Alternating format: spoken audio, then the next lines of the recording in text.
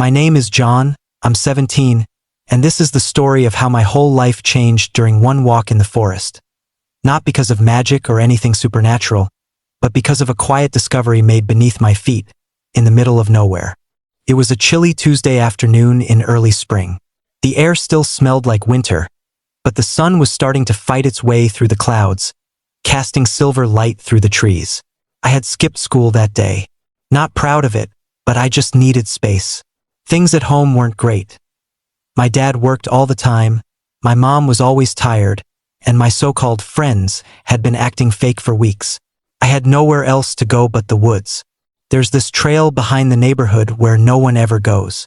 It's wild, untamed, with trees that twist like they're hiding something, and moss that creeps over everything.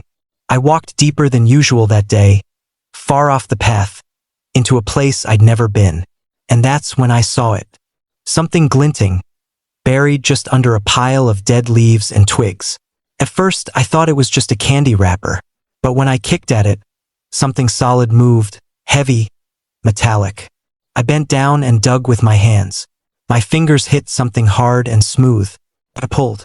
Out came a golden brick the size of a thick book, covered in dirt but unmistakably real.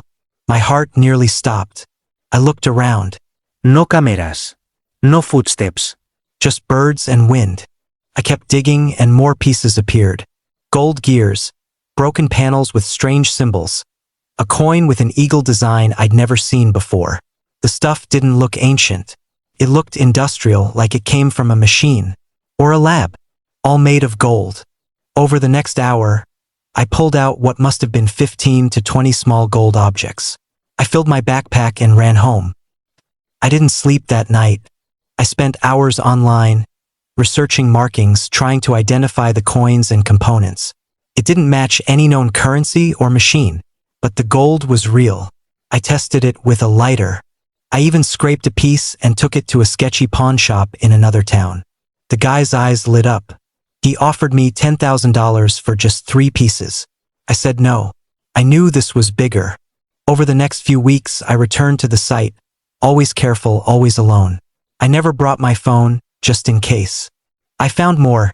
Tiny circuit boards made of gold, slabs engraved with what looked like serial codes, even a small plate the size of a SIM card with a microchip and polished edge.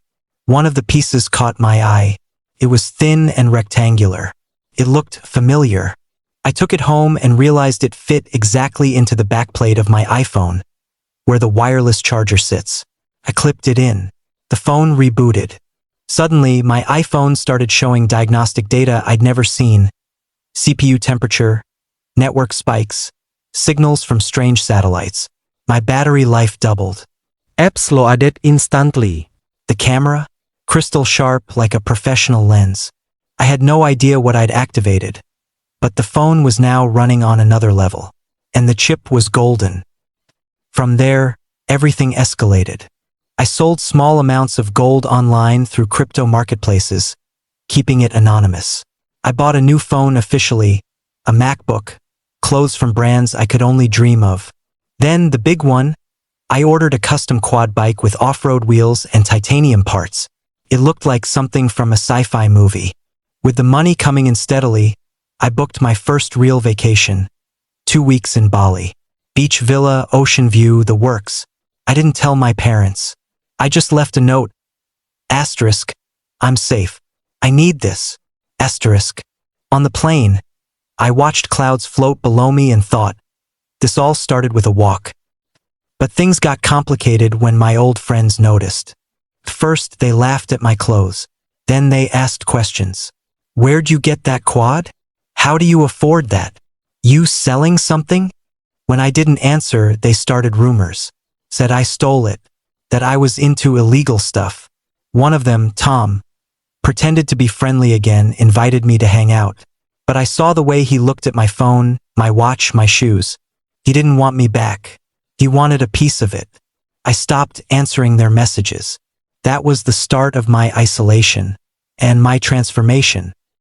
Back home, I modified my phone further. I reopened the back and integrated a second gold chip into the core. The iPhone began syncing with unknown networks. Fast, silent, Strange. I could download entire movies in seconds. It even picked up encrypted government frequencies. I started writing everything down, the signals, the coordinates, the frequencies. I wasn't sure what this tech was meant for, but it was no ordinary treasure. I think that elite group, whoever they were, had been developing tech years ahead of its time. Maybe they were moving it to a lab.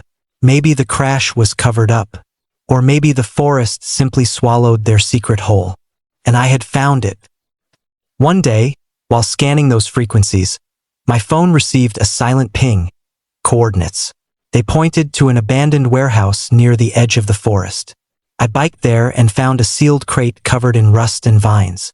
Inside were broken drone parts, more gold chips, and a metal tablet, encrypted, dead, but obviously advanced. This wasn't gold for show. It was functional, designed for power and performance. Whoever made it didn't just want wealth, they wanted control. I took what I could and destroyed the rest. I wasn't ready to be hunted. Now, 2 years later, I'm writing this from a small wooden bench in the same forest where it all began. I've cleared the site, hidden everything that remained. The earth is calm again, but I'm not the same person. I'm 19 now. I have multiple identities online. I live modestly in public but control massive crypto wallets privately. I've invested in clean energy, built a startup under a fake name, and started anonymously funding tech for young inventors. My iPhone still has that chip inside. It's part of me now. A golden plate, once forgotten in the dirt, now drives the rhythm of my life. No one ever found out. No one believed my change. They called it luck, rich relatives, secret job. But it was just me, walking, looking, and finding gold right under my feet. And I still walk this forest, sometimes, not for gold, just to remember. Because even now, with everything I own, the best moment of my life was kneeling in the dirt, heart racing, holding something impossible. Something that changed everything. And it was real. It still is.